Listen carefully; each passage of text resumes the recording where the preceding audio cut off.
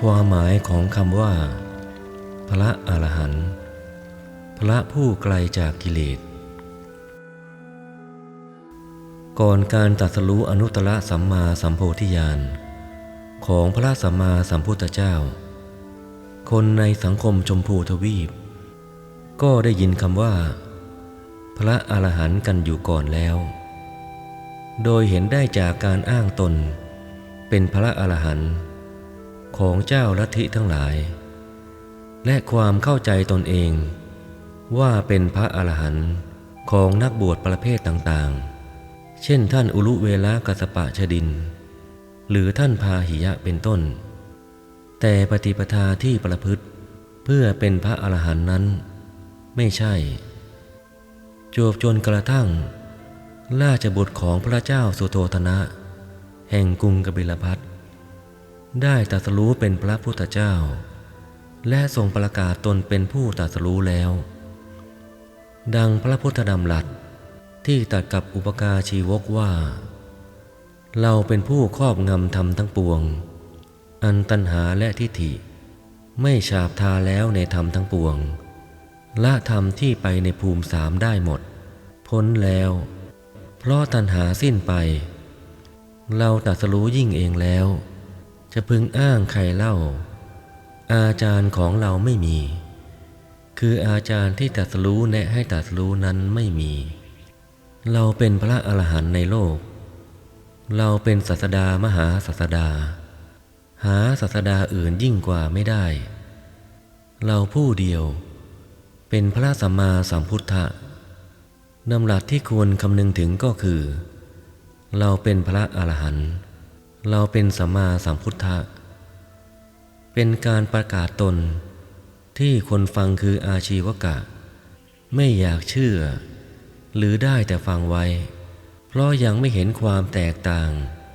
กับผู้ที่ประกาศตนเป็นพระอรหันต์ในสมัยนั้น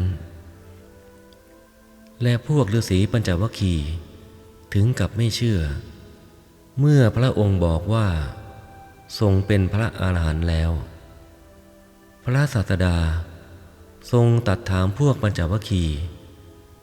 โดยใช้ตัวพระองค์เองยืนยันว่า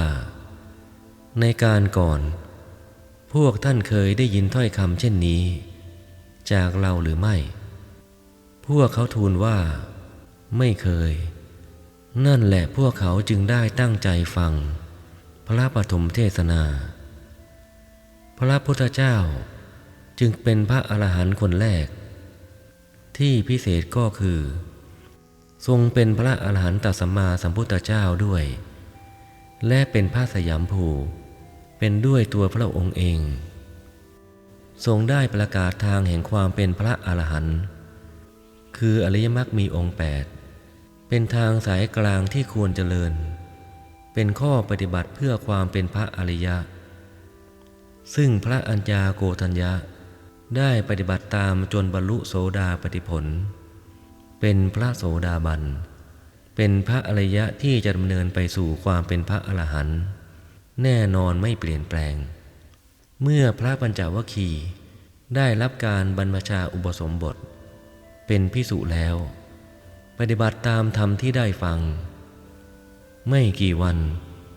ทุกท่านก็ก้าวสู่ความเป็นพระอรหันต์เป็นพระอริยบุคคลชั้นสูงสุดมีความพิเศษที่ว่าอยู่จบพรหมจรรย์คือบรรลุอรหัตมรรคจึงไม่มีกิจที่จะต้องทำเพื่อละกิเลสอีกนับแต่นั้นความเป็นพระอรหันต์และความเป็นอริยบุคคลระดับต่างๆก็เกิดขึ้นอย่างต่อเนื่องเพราะข้อปฏิบัติเพื่อความเป็นพระอริยะมีผู้เข้าถึงคือกระทำให้ประจักษ์แจ้งแล้วด้วยตนเองข้อปฏิบัติที่ถูกต้องจึงได้รับการประกาศออกไปอย่างแพร่หลายโดยพระศาสดาและบรรดาพระสาวกข้อดีและความพิเศษของความเป็นพระอรหันต์พึงเห็นได้จากพระพุทธดำรัสว่าภิกษุทั้งหลายพระอรหันต์ทั้งหลายเป็นผู้เลิศเป็นผู้ประเสริฐสุดในโลกประเสริฐกว่าสัตว์ชั้นสัตวาส และภวัคคพรหมคือพรหมที่อยู่ในภพสูงสุดเนวสัญญานาสัญญาพระอรหันต์ทั้งหลายมีความสุขหนอเพราะท่านไม่มีตัณหาตัดอสมิมานะได้อย่างเด็ดขาด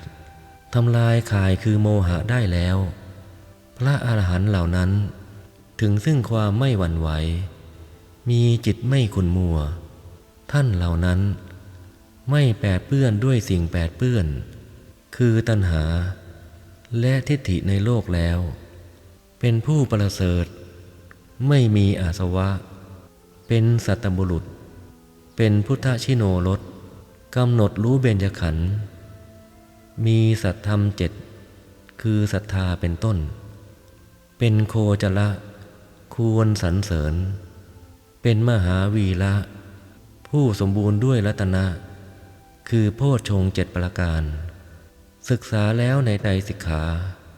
ละความกลัวและความขลาดได้เด็ดขาดแล้วย่อมท่องเที่ยวไปโดยลำดับท่านเหล่านั้นไม่หวั่นไหวเพราะมานะหลุดพ้นจากภพใหญ่ถึงอรหัตภูมิแล้วไม่เกิดอีกจึงพ้นภพใหม่ชนะขาดแล้วในโลกท่านเหล่านั้นไม่มีความเพลิดเพลินอยู่ในส่วนเบื้องบนคือเทวโลกหรือส่วนท่ามกลางมนุสโลกและเบื้องล่างคืออบายโลกเป็นพุทธผู้ตรัสรู้อริยสัจสี่ผู้ยอดเยี่ยมในโลกบรรลือสีหนาฏอยู่แต่พระอรหันต์ก็มีไม่มากดังที่ตรัสว่าภิกษุทั้งหลายภิกษุผู้กระทำให้แจ้งซึ่งเจโตวิมุตติปัญญาวิมุตติอันหาอาสวะมิได้เพราะอาสวะทั้งหลายสิ้นไปด้วยปัญญาอันยิ่งเองในปัจจุบันเข้าถึงอยู่คือถึงความเป็นพระอรหันต์มีน้อยที่แท้ภิกษุผู้เป็นอุปาติกะเพราะสังโยชน์เบื้องต่ำห้าสิ้นไปจากนิพพานในภพที่เกิดนั้นมีอันไม่กลับมาจากโลกนั้นเป็นธรรมดาคือเป็นพระอนาคามีมากกว่าดังนี้เป็นต้นท่านเปรียบเทียบลดหลั่นลงมาว่าพระอนาคามีน้อยพระสกทาคามีมากกว่าพระสกทาคามีน้อยพระโสดาบันมีมากกว่าความหมายของอรหันต์ในคัมภีร์อภิธานแสดงที่มาแห่งศัพท์ที่หมายถึงพระอรหันต์ไว้สองศัพท์คือ 1. อัญญาได้แก่พระอรหัตผลพระอรหันต์มีวิเคราะห์ว่า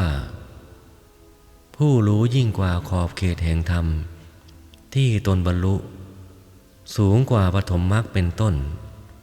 ชื่อว่าอัญญาพระอรหันต์ชื่อว่าอัญญาเพราะมีขอบเขตประหารสังโยชน์ส่วนเบื้องปลายห้าอย่างมีรูปราคะเป็นต้น 2. อรหันตะได้แก่พระอรหัตผลพระอรหันต์มีวิเคราะห์ว่าอรหะโตภาโวอรหันตังความเป็นแห่งพระอรหันต์ชื่อว่าอรหันตะ 3. อรหังศัพท์นี้มาในบทสรรเสริญพระพุทธคุณซึ่งอธิบายความเป็นพระอรหันต์ของพระพุทธเจ้าว่าทรงได้นามว่าอรหังเพราะเหตุ5ประการคือ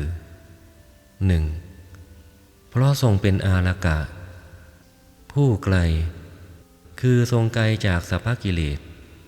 และวาสนา 2. ทรงกำจัดอริฆ่าศึกคือกิเลสทั้งหลายได้เสีย 3. ทรงทำลายอาละซี่กรรมคือสังสารจักรทั้งหลายเสียได้ 4. ทรงเป็นอรหะทรงคู่ควร ผู้ควรรับการบูชาจากเทพและมนุษย์ 5. ทรงไม่มีละหะที่ลับในอันทรงทำบาปความหมายแห่งความเป็นพระอรหันต์ของพระอรหันตสาวกทั้งหลายนั้นหมายเอาสี่ความหมายที่ข้างท้าย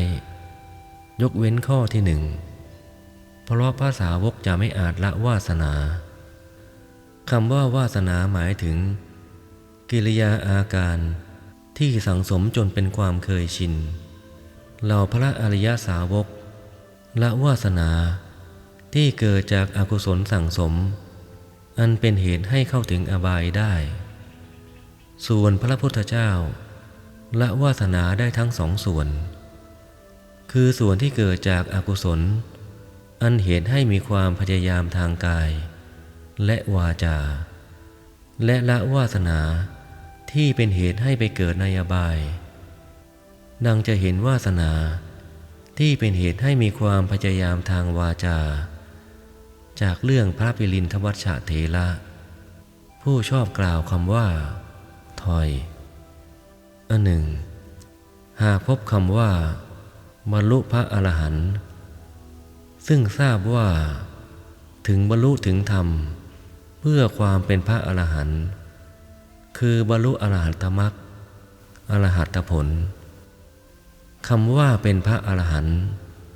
หมายถึงคนนั้นเป็นพระอรหันต์หรือสำเร็จธรรมวิเศษสูงสุด